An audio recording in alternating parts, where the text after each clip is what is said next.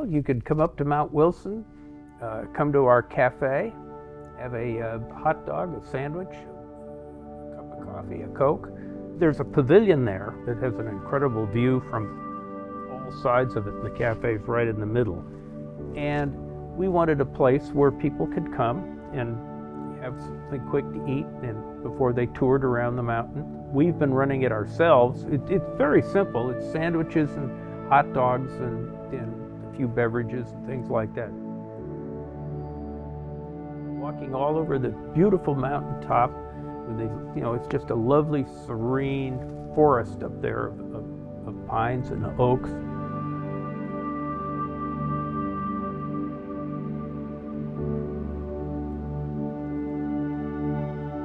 Mount Wilson is an observatory that was founded in 1903.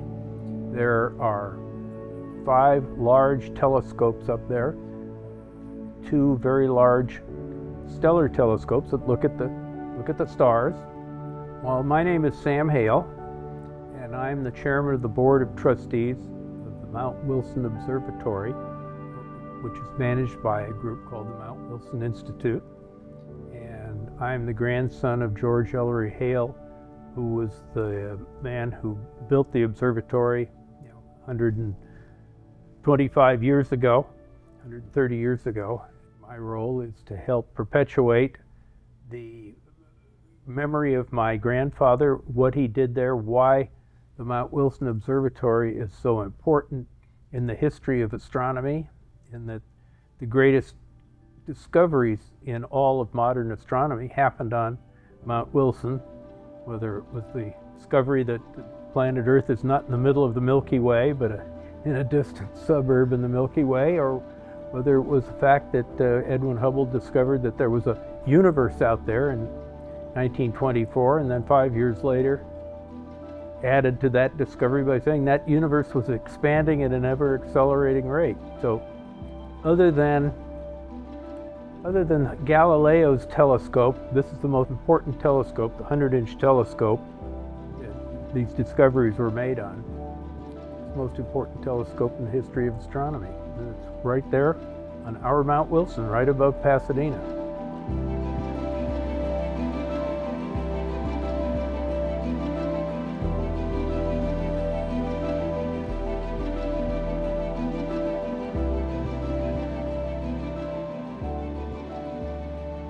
Come up here and you come to the museum, you can see the model of the observatory, you can see examples of his correspondence, and all along the walls are old pictures that date from the old 50s and earlier on display. We were worried that the pictures were old, maybe we should replace them with more modern pictures, and we decided to leave the pictures the way they were because they're historic. But the captions, some of them were not quite right, give the wrong distances. We were worried about that, but we didn't want to change the captions because they're historic too. So you'll notice, like here, there is a caption on the caption that corrects it and updates it to modern times. And there are several captions that have sub-captions under them to do that. And I'm looking forward to the day when there would be a third caption below the second you're correcting that one. Actually, we know more now. There'll be all the way to the floor, there'll be a pile of captions. This is a model of Mount Wilson Observatory built by Ferdinand Ellerman about 1923.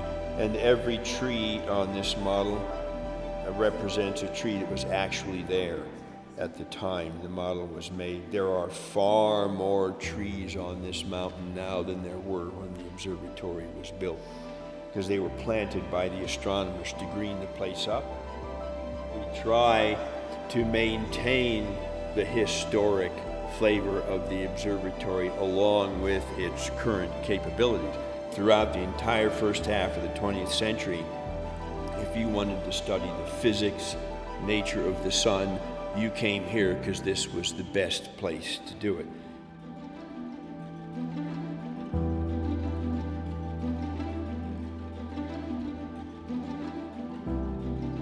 As you drive up the mountain, on many days you will see a marine layer of clouds that are just below the top of the mountain.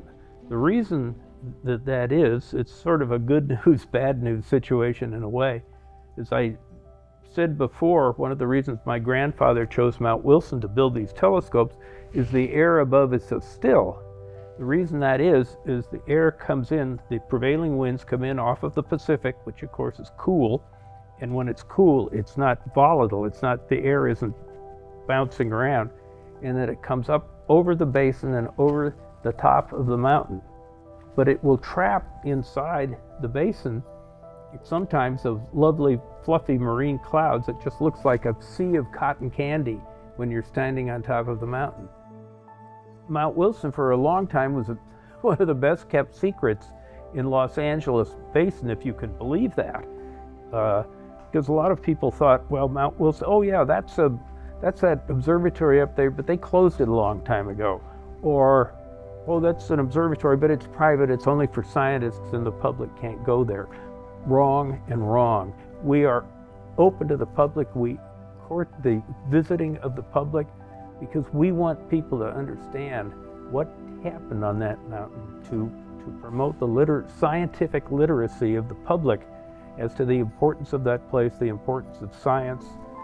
One Saturday night a month, we have an evening called Talks and Telescope. And the talks part starts at 5:30 in the evening, and we have an astronomer who will come and talk about astronomy.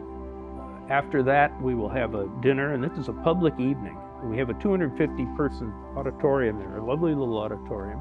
So after dinner, people can go. We have food trucks that come up, and then after that, the public is invited to look through either the 60-inch or the 100-inch telescope. And that is awesome. That is awesome. When you think about the fact that these two telescopes were at one time the biggest telescopes in the world. How many people in Los Angeles open their front door every morning and they can see Mount Wilson? So they need to know more about it, and we're sharing that with the public and inviting everybody to come.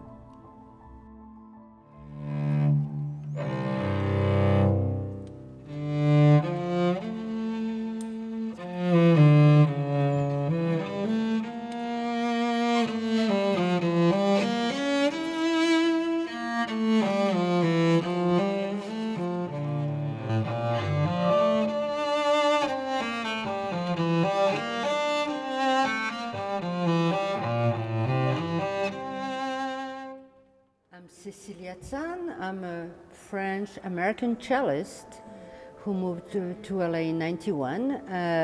I'm also the artistic director of this series, which started in 2017. And I came to try the acoustics, and I fell in love with the place because it's like the most amazing cathedrals in Europe, where I'm from, but with a scientific dimension, which is incredible. I do believe in unity. That's my main goal in what I do. And when I feel that the mind is linked to the heart, the emotions and the creativity are linked, then it's an exciting challenge for me. And since LA has an incredible pool of amazing musicians from various backgrounds, I thought it was a perfect universal place to do this. Combining science and music sounded like an amazing challenge, and I think more and more we need that nowadays in such a chaotic world. Bringing music in a scientific place was sort of an ideal, and I feel like people, they come for a hike and they come to discover what's been discovered here, and they are united with by music, and to me it's very touching. It's called Sunday Afternoon Concerts in the Dome, and we've been going on it's our 7th season now. I'm trying to be as diverse as possible, so we have very classical chamber music, but we also have jazz. We are going to have a gypsy concert. There was a concert with accordion, and an amazing accordion player who covers all the genres possible. I am all for inclusion, diversity, and discoveries. The world is so rich, and if we can be all united under this amazing dome, under the sky, wow, it's exciting. I feel that they are just motivated by the curiosity, and they are touched and they express it. It's not about social status. Nobody comes here super dressed. They come sometimes after a hike, and it's casual, but we are all united in the same, under the same sky. Actually, it's a human condition. And basically, that's what it is. The human condition. And music is I've felt that since my early childhood. It unites us despite the chaos, and boy, do we have chaos right now, but music every time unites people, and that's my goal in life. Come visit us, you're more than welcome, discover, and what I can tell you is that all the people who came once came back, and that says it all. It's good to be together with music and under the sky, right? We started out mostly with chamber music, concerts up there, but now we've had jazz, we've had some vocals, we've had some brass up there, and so we're just expanding. And one year before last, we had this incredible group of women mariachis, 8 mariachis there, all wonderful, a women's group in Los Angeles who we're going to invite back. And we do that once a month, one Sunday a month during our season. There's a 3 o'clock show and then a 5 o'clock show. And it goes for about 45 minutes to an hour. These huge doors open and you see the sky out there and the sun coming in. I mean, it's an incredible experience. And then you listen to this beautiful music in this wonderfully acoustically perfect dome. It's a wonderful mystical, spiritual experience almost.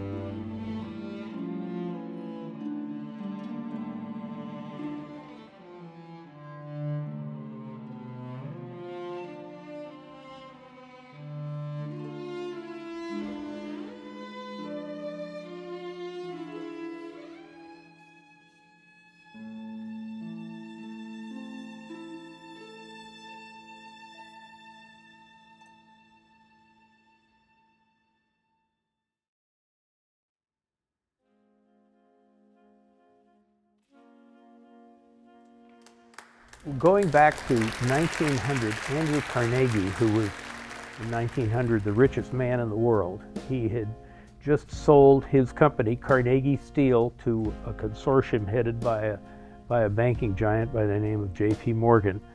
And with all of that money, he said he was going to give that money to the world.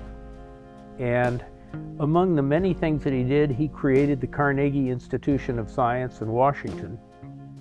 And he said with the money that they had, he was going to find some of the most extraordinary people in the world to give money to create projects that they thought were of everlasting value. And one of those extraordinary people was my grandfather, George Ellery Hale. And so he gave my grandfather and the Mount Wilson Institute, at that point known as the Mount Wilson Solar Observatory, because there was the study of the sun there first, he gave him the seed money to build the telescopes there and added on to that money over the years. So the Carnegie Institution of Washington owns all the facilities on Mount Wilson. The Forest Service owns the land, and the Mount Wilson Institute, we are the managers of the facility, and we get no financial support from Carnegie Institution, no financial support for governments. All of our money is through private donations and programs that we run on the mountain. So we are totally self-sufficient. Mount Wilson would not be in business today if we didn't have those volunteers, because as I said, we're not supported by any government entity.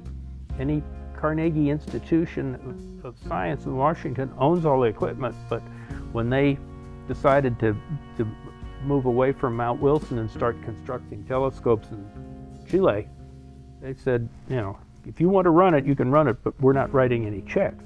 The operating expenses would be, you know, to run the place we couldn't do it without the volunteers that we have. And they come to us as maybe they've been up there on a tour and fall in love with the place. We have a number of people who are former employees of Jet Propulsion Laboratory just down at the bottom of the hill who know about it through their scientific endeavors. We've had some people come through Caltech to become volunteers. And they come to the place because they love it, just like I love it, because they believe so deeply in what's happened on that mountain and why it has to go on and why we have to share it with the public and teach kids about science through this marvelous place that my grandfather gave us. At the turn of the century, when George Ellery Hale founded this observatory, which was 1904 with this Snow Solar Telescope, he did something no one had ever done before. He founded the first observatories for astrophysics. So every telescope was an innovation, design-wise. The two big domes were the biggest reflecting telescopes ever made. And that was at a time when many of the older telescopes were refractors. So the amount of inventiveness and creativeness and the risk-taking that Hale did up here is really significant and really is why this is such an outstanding observatory. Patricia Hill, she is one of our fabulous volunteers. Patricia runs the Snow Telescope, which is a solar telescope, we have 3 solar telescopes. 2 of them are big towers. One's a 60-foot and one's a 150-foot tower. And the Snow Telescope was the first telescope on the mountain. My grandfather brought it from Chicago, from the Yerkes Observatory, which is outside of Chicago, which was the first observatory he built just before the turn of the 20th century. The Snow Telescope is horizontal. It's horizontal to the ground. It's, again, the oldest and a unique piece of equipment. And Patricia, somehow, when she became a volunteer, she glommed onto the snow. So it's such a wonderful instrument and such an incredible teaching instrument that it's kind of been her baby ever since. May 6, 2018. I came to a concert in the 100-inch. I had never been to Mount Wilson before, and I walked in the dome, and it was dark, and I thought, interesting, and then they opened the shutters, and I was instantly just in love with the telescope, with the mountain. And I ran into a former colleague of mine, I used to work in special effects film, and said, oh my God, I love this place, do you need volunteers? Well, yeah, and I thought, right, that was Sunday. I got an email Tuesday, the director thinks you're a good fit for the snow. The reason I was recommended for the snow is because I used to shoot motion control camera, so I'm used to big systems and compound axes and lighting and optics and all of that. When I first started operating the snow, it was only open a few times a year for the STEM program. And after I kind of got my legs with the snow and got more familiar with operating it, I realized this is a really important telescope. This is the founding telescope. It's unique in its configuration, and I really wanted the public to have access to it. So our director at the time was Tom Meneghini, and he was amazing. He's mentored me and supported me tremendously. And I said, Tom, could I curate it? Well, sure. So I went in the archives and hung a bunch of historic photos. Then I made the mini museum, and then I said, could I open it up on weekends to the public? Sure. So in the past 2 seasons, I've had 3,500 people come through, just everyday people walking through. That doesn't include the engineers tour or private tours or STEM. And I've continued to curate it and open it up for everything that anyone wants. So I think the significance of the snow is that, number one, it's a founding telescope, it's unique, but people love the snow. I can literally say that all 3,500 people, and we're up to about 4,000 with this season, come in here and they're just wowed. It's just a really cool telescope. So clearly I love the snow. I'm greatly honored to get to operate it. The building is horizontal, was originally covered with canvas. It's now sheet metal. The sun shines on the building and heats up the air inside. And the light path goes from the mirrors out front, back down and back up. The convecting air will be parallel to the light path.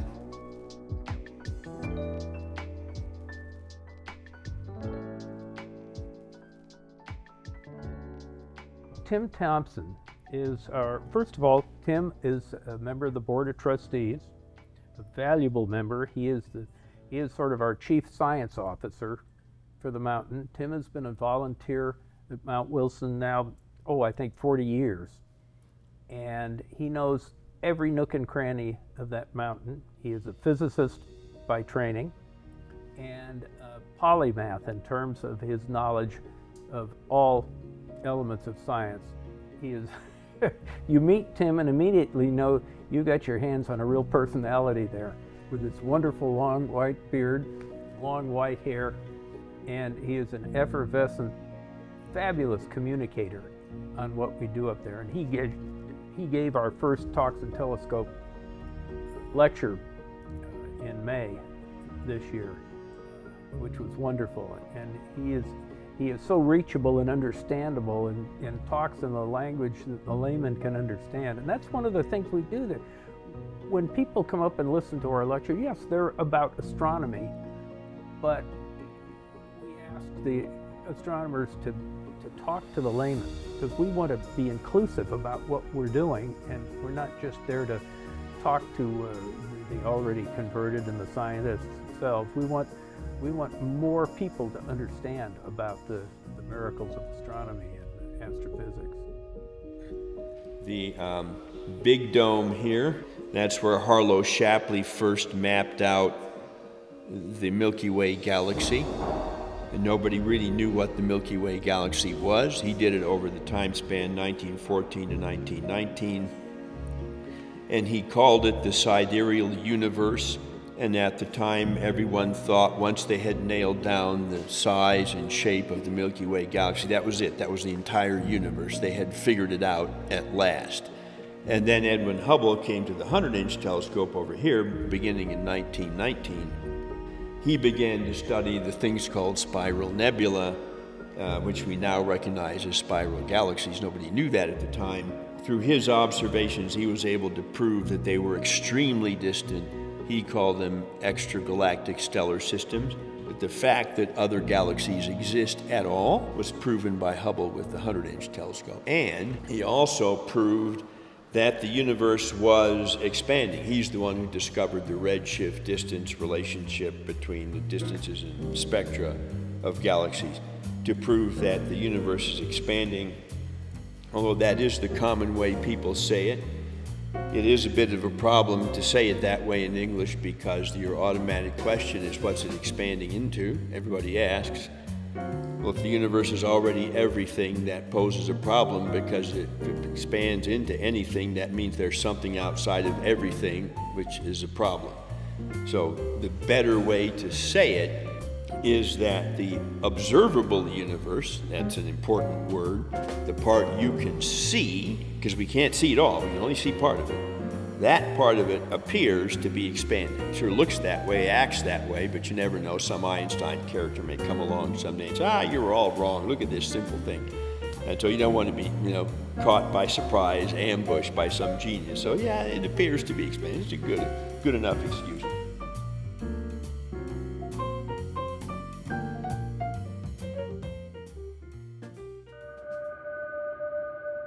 This is called the monastery, the dormitory where the astronomers work up here, or guests, visitors can spend the night. It's still a little rustic. You got a bed and a floor and a sink, and that's about it. But it's a place to stay.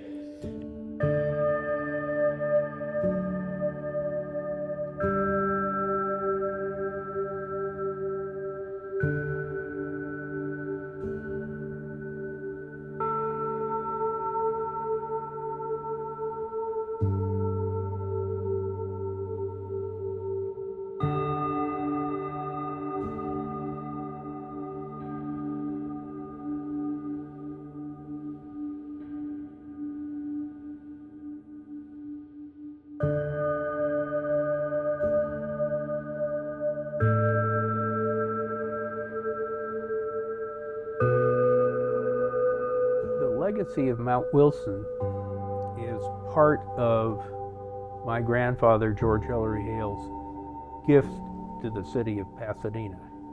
I think anybody who lives here and visits it knows what an incredible place it is.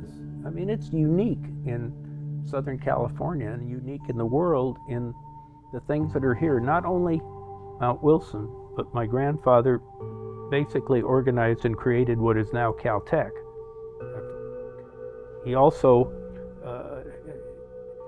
convinced a man named Henry Huntington, who was the builder of the Southern Pacific Railroad and the Pacific Electric Railroad that used to span all of Southern California, an incredibly forward-looking man who had this amazing collection of art and rare books, one of the biggest in the world, owned by a private individual at the turn of the 20th century. And my grandfather, over 10 years, convinced Henry Huntington to leave this, not to the city of Los Angeles, which he was going to do, but leave it to an entity, an endowed foundation, and he created basically the Huntington Library, which is one of the great institutions of humanities in the United States and the world. That, again, is part of my grandfather's legacy. The city of Pasadena, along with Mount Wilson, along with Caltech, and you think about JPL, which then came on after it, and the whole aerospace industry in Southern California.